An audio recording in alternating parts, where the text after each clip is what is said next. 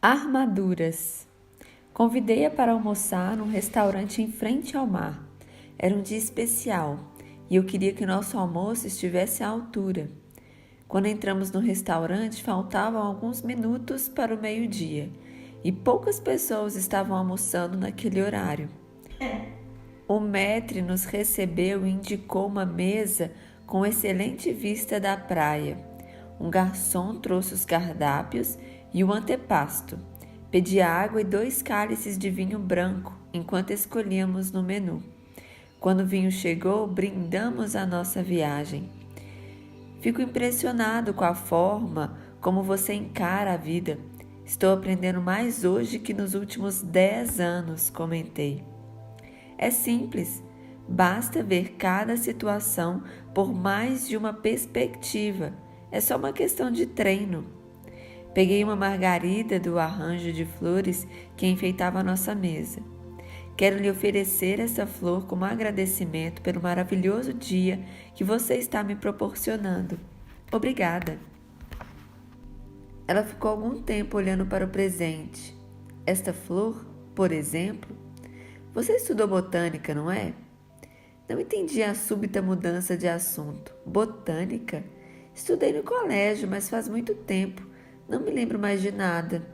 As plantas são seres vivos e as flores são seus órgãos reprodutivos, sabia? Enquanto eu tentava entender aonde ela queria chegar, ela continuou olhando para a flor com uma expressão divertida. O que você acha de alguém que arranca o órgão sexual de outra espécie e o oferece como presente? Nossa, nunca tinha pensado nisso, é terrível. Nunca mais vou dar flores.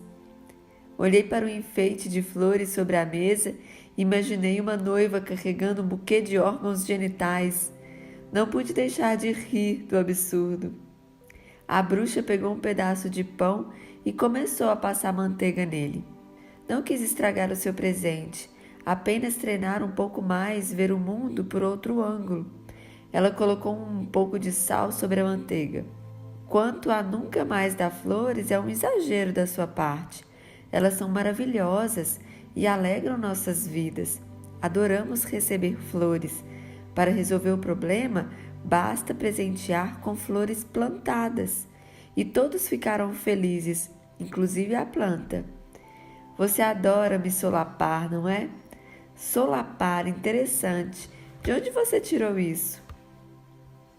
Quando cursava a escola de medicina, uma amiga e eu adorávamos um joguinho que batizamos de solapagem. Tínhamos descoberto que a palavra solapar significa minar, arruinar, demolir. E esse era exatamente o objetivo da nossa brincadeira. Fiz uma pausa para tomar um gole de vinho. Funcionava assim. Quando um de nós contava algo que havia feito ou pretendia fazer, o outro ouvia com grande atenção, procurando por um ponto vulnerável que pudesse demolir toda a estrutura, assim como você fez ao dizer que as flores são os órgãos sexuais das plantas.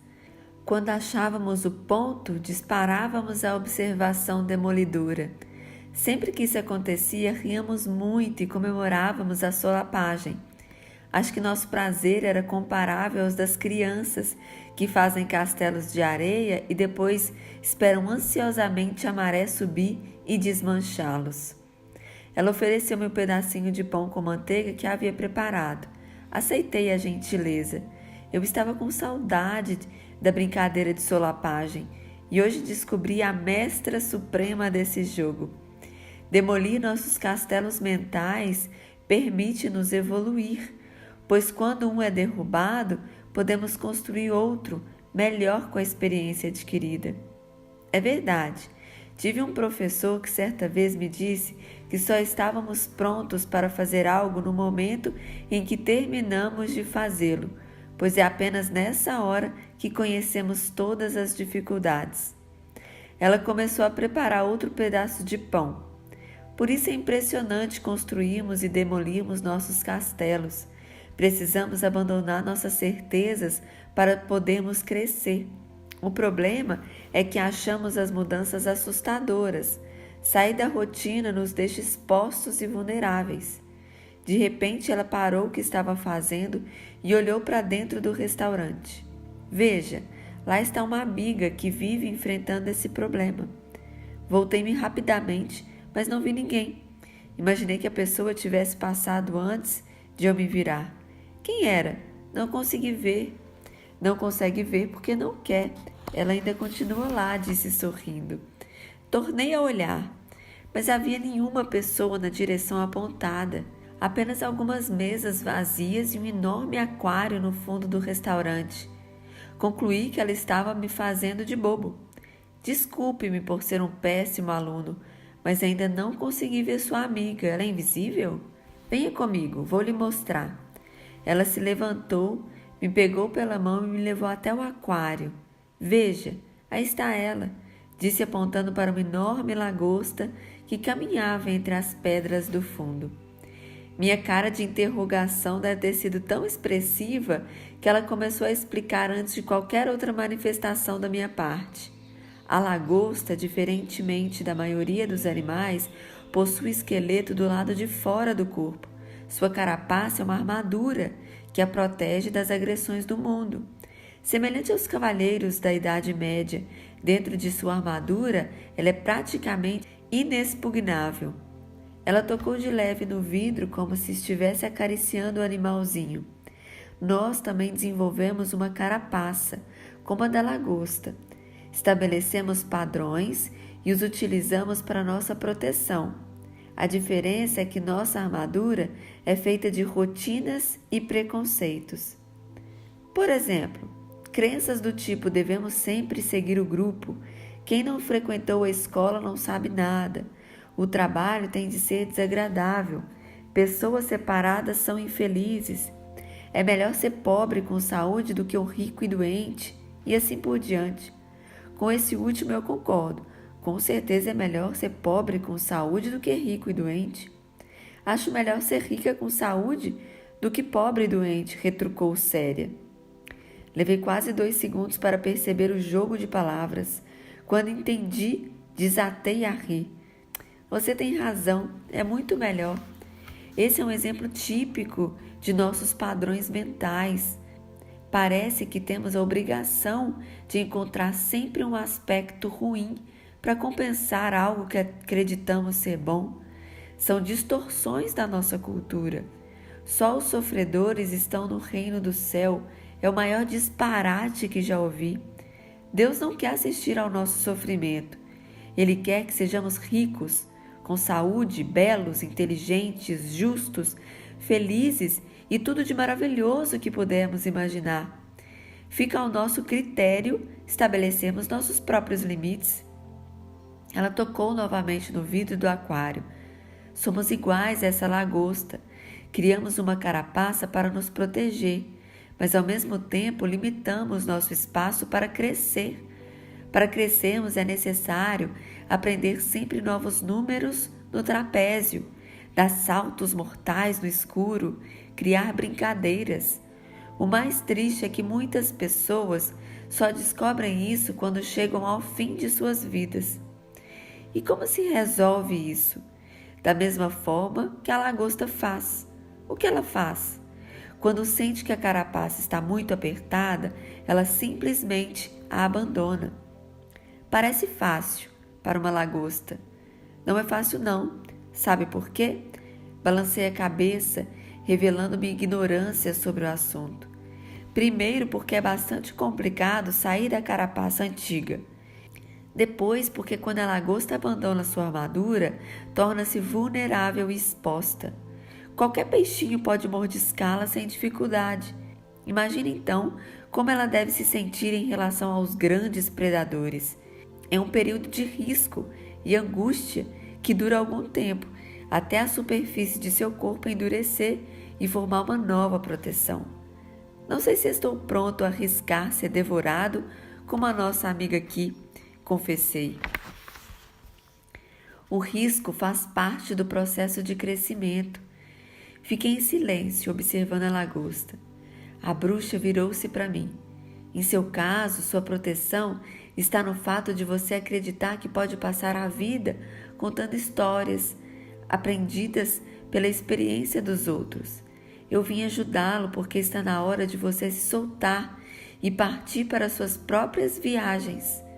Espero que não existam peixes grandes e famintos por perto. Eles existem, mas você irá sobreviver. Venha, vamos voltar e pedir o almoço. Tudo menos lagosta, gritei.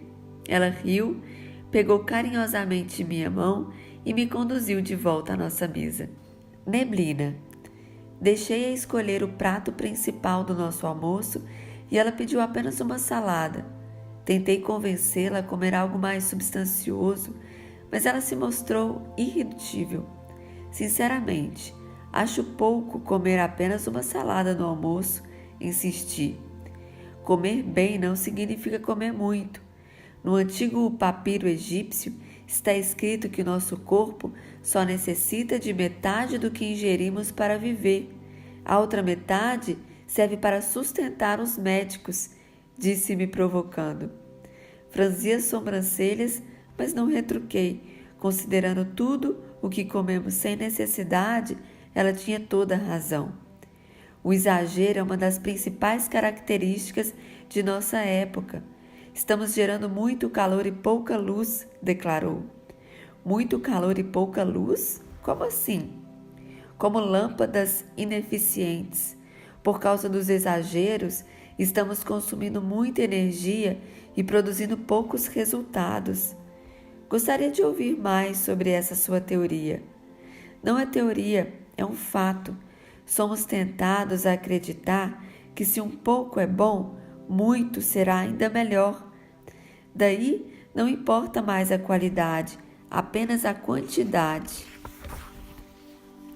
Por exemplo, você acabou de insistir comigo para pedirmos mais comida, não foi? Como se viver intensamente implicasse em cometer exageros. Estamos numa época de grandes excessos. Veja as cidades. Construímos edifícios tão altos que não conseguimos mais enxergar o horizonte. É como viver numa enorme caixa sem tampa, pois a única forma de ver o céu é olhando para cima. Com isso, excluímos a possibilidade de assistirmos ao nascer e ao pôr do sol. E à noite temos tantas luzes artificiais que não enxergamos mais as estrelas. Há tantos carros, caminhões e ônibus que ouvimos o ruído de motores todo o tempo. Daí não escutamos os passarinhos e não existem mais o tranquilo silêncio da madrugada para repousar. Acho que as pessoas não estão dispostas a abrir mão dos confortos da vida moderna. Tenho certeza de que não. Contudo, viver assim é como estar num local de permanente neblina. Perdemos a sensibilidade, a delicadeza e a capacidade de nos maravilharmos com a natureza. Precisamos falar mais alto para sermos ouvidos, comer mais para ficarmos satisfeitos, acender mais luzes para enxergarmos, usar perfumes mais fortes, criar músicas mais barulhentas, dirigir carros mais rápidos. Mas você mesma disse que não existe nada bom nem ruim. Qual o problema em exagerarmos? Não estou dizendo que isso é ruim, apenas que é uma característica da época em que vivemos. Se não estivermos conscientes, continuaremos nos sentindo angustiados, impotentes e fracassados, pois apesar de tentar, não conseguiríamos assistir aos 100 canais disponíveis na televisão, ler diariamente as 300 páginas do jornal, ficarmos lindas como os modelos profissionais, viver paixões tão arrebatadoras quanto as descritas nos romances, alcançar sucesso tão extraordinário quanto a dos grandes empresários, possuir mansões tão majestosas como as dos artistas de cinema. Criamos um mundo em que parece ser cada vez mais complicado estar bem, pois os exageros sobrepõem-se uns aos outros. Mas é uma característica dos seres humanos desejar sempre ir além, não é? Sim, mas não devemos perder de vista o que é o essencial, senão seremos como árvores que crescem em direção ao céu, mas deixam as raízes enfraquecerem. Ela apoiou os braços sobre a mesa e entrelaçou os dedos. Você deve ter dezenas de pacientes queixando-se de depressão e ansiedade, não tem? Sim, tenho. Observe e descobrirá que todos estão assim porque perderam contato com o essencial e se afogam no universo de exageros supérfluos. Então, exagerar é um pecado? Não. O único pecado é não aproveitar a vida. Cometer exageros conscientes de vez em quando é essencial. Não entendo. O exagero consciente é diferente daquele a que somos compelidos sem nos darmos conta. Ainda não entendi. Ela olhou em volta procurando algo. Em seguida, falou comigo num volume tão baixo que eu não consegui ouvi-la. Desculpe-me, não ouvi, podia repetir? Ela fez um sinal ao garçom. Quando ele chegou, ela pediu a ele para desligar o ventilador próximo à nossa mesa. Ele atendeu sua solicitação e, de repente, o ambiente ficou agradavelmente silencioso. É um grande prazer compartilhar esse almoço com você, ela disse, no mesmo volume baixo de antes. Obrigado, também estou honrado com a sua companhia. Por que você não conseguiu me ouvir da primeira vez? Persisti em uma nova solapagem e hesitei uns 2 segundos antes de responder. Acho que porque o ventilador estava ligado e fazia muito ruído. O barulho nos forçava a exagerar. Agora, se quisermos, podemos falar alto, mas é uma opção. Antes não era. Deixe-me ver se entendi. Às vezes, vivenciamos situações nas quais somos forçados a exagerar sem estarmos conscientes do que o fazemos. De fato, só percebi o ruído que o ventilador fazia depois que ele foi desligado. Sabe por que você não percebeu antes? Porque ele já estava ligado quando sentamos aqui. Exato. Essas são as situações mais difíceis de serem notadas, as que já existiam antes de chegarmos. São aquelas nas quais acreditamos porque nossos pais acreditaram e eles, por sua vez, as herdaram de nossos avós e assim por diante. O garçom trouxe a salada e serviu em nossos pratos. Dê-me outro exemplo desse tipo de situação, pedi. Você não desiste de tentar aprender sem pensar a respeito, não é? Pus as 2 mãos no rosto, fingindo estar muito envergonhado. Olhe para o céu. Você consegue ver as estrelas? Ela perguntou. O céu estava totalmente azul, não havia uma única nuvem e o sol estava radiante. Ver as estrelas agora é meio-dia. No entanto, as estrelas estão todas aí. Você não consegue vê-las porque o brilho do sol a impede. As estrelas estão sempre no céu, mesmo durante o dia.